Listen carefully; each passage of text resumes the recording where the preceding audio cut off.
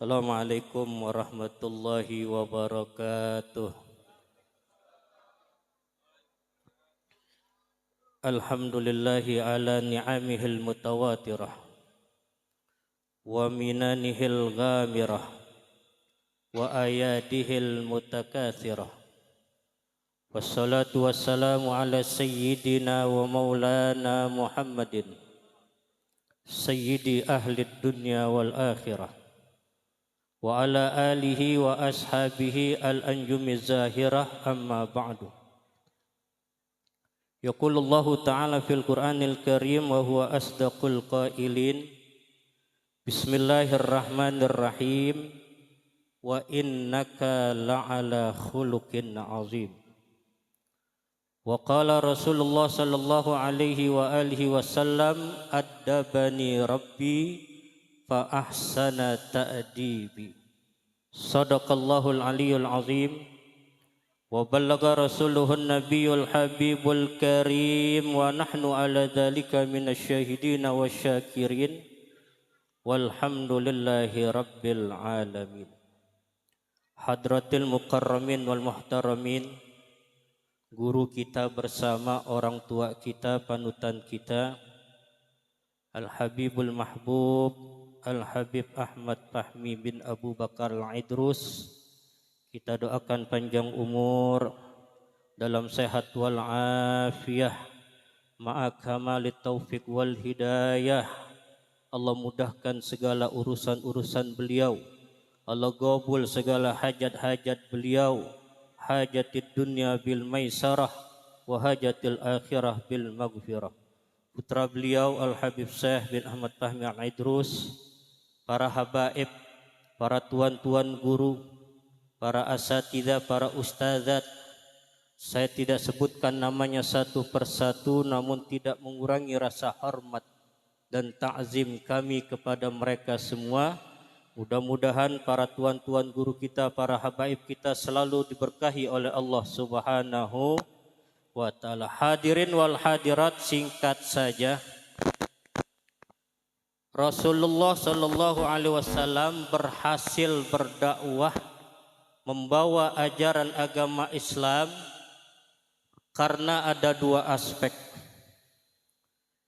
Aspek pertama, karena beliau ini memiliki akhlak yang luar biasa. Yang kedua, beliau ini seorang nabi yang kuat uji. Ini yang membuat beliau itu berhasil berdakwah hingga Islam sampai ke tempat kita. Di antara akhlak Nabi Muhammad yang terbesar, beliau itu satru uyubil ghair. Nabi ini suka menutup kekurangan orang lain. Nabi paling senang menutup kesalahan, kekurangan, aib para sahabat-sahabatnya. Makanya digambarkan oleh Allah, wa innaka la'ala khuluqin. Allah tidak berfirman wa innaka la'ala khuluqin karim. Mal farq bainal khuluqil azim wal khuluqil karim. Kata Allah Subhanahu wa ta'ala, sungguh engkau ya Muhammad berada di dalam akhlak yang sangat agung. Bukan akhlak yang mulia, tapi akhlak yang sangat agung. Al-Imam Al-Baghawi dalam tafsirnya, kenapa Rasulullah disifati oleh Allah memiliki akhlak yang azim, bukan karim? Kalau akhlak karim itu ditempa oleh manusia, seorang anak bisa berbakti kepada orang tua, seorang murid bisa hormat kepada guru, itu memiliki akhlak yang karim. Tapi tidak dengan Rasulullah sallallahu alaihi wasallam. Beliau disifatkan oleh Allah akhlaknya itu azim. Kenapa? Karena yang menempah akhlak beliau bukan Jibril. Yang mendidik akhlak beliau bukan manusia, tapi Allah Subhanahu wa ta'ala. Addabani rabbi fa ahsana ta'dibi. Tuhanku telah mendidik aku, lalu Tuhanku membaguskan aku punya adab, aku punya akhlak. hingga disifatkan oleh Allah wa innaka la'ala khuluqin. Rasulullah itu pandai menutupi aib para sahabat-sahabatnya. Dalam satu riwayat ada di sisi Masjid Nabawi golongan orang-orang yang dikenal dengan Ashabus Suffah. Beliau ini orang-orang yang miskin, orang-orang yang kurang makan. Mereka bisa makan kalau Rasulullah makan. Mereka bisa menikmati makanan kalau di rumah Rasulullah ada makanan. Pernah suatu hari menjelang waktu Isya, ada satu orang membawakan makanan kepada Rasulullah. Kebuli, tapi dagingnya daging onta. Ada yang pernah bikin kebuli daging onta? Hah? Ini ayam apa kambing ntar nih? Ini Ashabus Suffah dikepalai oleh Sayyiduna Abu Hurairah radhiyallahu taala anhu. Mereka bisa makan kalau Rasulullah makan. Mereka bisa menikmati makanan kalau di rumah Rasulullah ada makanan. Tiba-tiba menjelang Isya, salah seorang datang ke rumah Rasulullah memberikan hidangan kebuli dagingnya onta. Digelar oleh Nabi di depan para sahabat. Ketika sahabat ingin makan, Allahu Akbar, masuk waktu Isya. Kata Abu Hurairah, ya Allah, baru pengen makan, udah azan. Lihat Rasulullah tahu apa yang dirasakan oleh para sahabat. Apa kata Rasulullah? Idza hadaral isya wal asya quddimal asya. Apabila waktu Isya udah datang, makanan udah disediakan, kata Rasulullah, dahulukan makan. Mendingan makan ingat sholat daripada sholat ingat. Ya Bu ya, makan ingat sholat bagus gak Bu? Bu, kalau sholat ingat makan bagaimana itu? Nah kata Rasulullah, hidangan udah tersaji, waktu sholat sudah masuk, dahulukan makan, kata Rasulullah. Nah ketika sahabat mulai memakan, tiba-tiba ada seorang sahabat mengeluarkan angin. Kalau bahasa kerennya apa itu? Ya Allah. Ya, Abu Hurairah liatin orang, ya Allah, ini orang kagak ada adab di depan Rasulullah. Sampai Abu Hurairah bertanya, siapa di antara kalian yang buang angin depan Rasulullah? Masing-masing gak ada yang menjawab. Jadi kalau ada orang buang angin di tempat keramaian, dari dulu udah ada. Di zaman Rasulullah udah terjadi. Akhirnya Abu Hurairah ini cerdas. Kalau kalian tidak mengaku, setelah kita makan kita akan sholat Isya. Kalau sholat Isya kan perlu wudhu. Siapa yang wudhu berarti dia yang ngentut, begitu.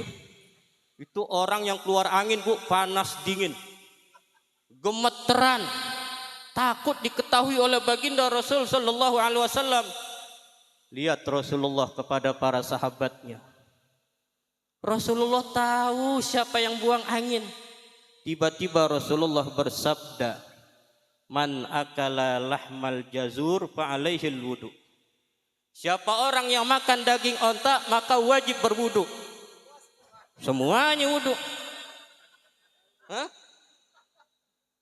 Itu sahabat yang tadi gemeteran, alhamdulillah selamat.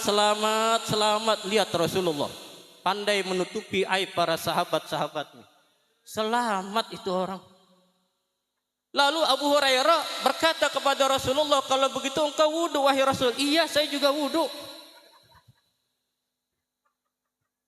Nah dari permasalahan ini timbul ikhtilaf para ulama. Al-Imam Ahmad bin Hanbal mengatakan dalam kitab Zadul Mustaqni, ini fikih Hambali. Kata beliau, wa mimma yubtiluhul wudu aklu lahmil jazur. Di antara yang membatalkan wudu kalau orang makan daging onta. Tapi berbeda dengan gurunya Al-Imam Syafi'i alaihi ridwanullah. Beliau mengatakan tidak batal. Kenapa? Karena pada waktu itu kondisi mereka berwudu bukan karena hal yang membatalkan. tapi karena ingin menutup satu sahabat yang ingin dipermalukan oleh sahabat lain. Sehingga mereka itu berwudu bukan karena sesuatu yang membatalkan wudu. Ini fikih dari Al-Imam Asy-Syafi'i radhiyallahu taala anhu. Jadi sifat teragung baginda Rasul, beliau selalu menutupi aib kekurangan yang ada pada diri sahabat-sahabat beliau. Sallu ala nabi. Sallu ala nabi. Pengen bicara, mau terusin. Di belakang kita ada kita punya guru. Insya Allah ketemu lagi ya. Di tempat yang lain ya. Cuman pesan saya satu. Bu, ibu kepengen gak banyak duit? Ini terakhir dah 10 menit ya. Pengen banyak duit, pengen. Mau saya kasih amalan. Ini amalan saya dapat dari Al-Habibil Mahbub, Al-Qudwah Al-Habib Anis Ibn Alwi bin Ali bin Muhammad Al-Habsyi. Diriwayatkan beliau itu pernah berkata, anna man dawama ala hadzal bait ya rabbi salli ala Muhammad waftah minal khairi kulla mughlaq. Siapa yang mendawamkan kalimat ini ba'da subuh wal asar, asran biniyatin shadiqah. Setelah subuh baca 10 kali, setelah asar baca 10 kali. Apa kata beliau? Fatahallahu alaihi kulla mughlaq min abwabil khair. Pertama, Allah akan bukakan kebaikan-kebaikan yang terkunci untuk dirinya. Yang kedua, wa yassara rizqah. Allah akan mudahkan rizkinya. Yang ketiga, wa qada hawaijah. Allah akan tunaikan segala hajat-hajatnya. Baca setelah subuh 10 kali, setelah asar 10 kali. Ya Rabbi salli ala Muhammad waftah minal khair kulla mughlaq.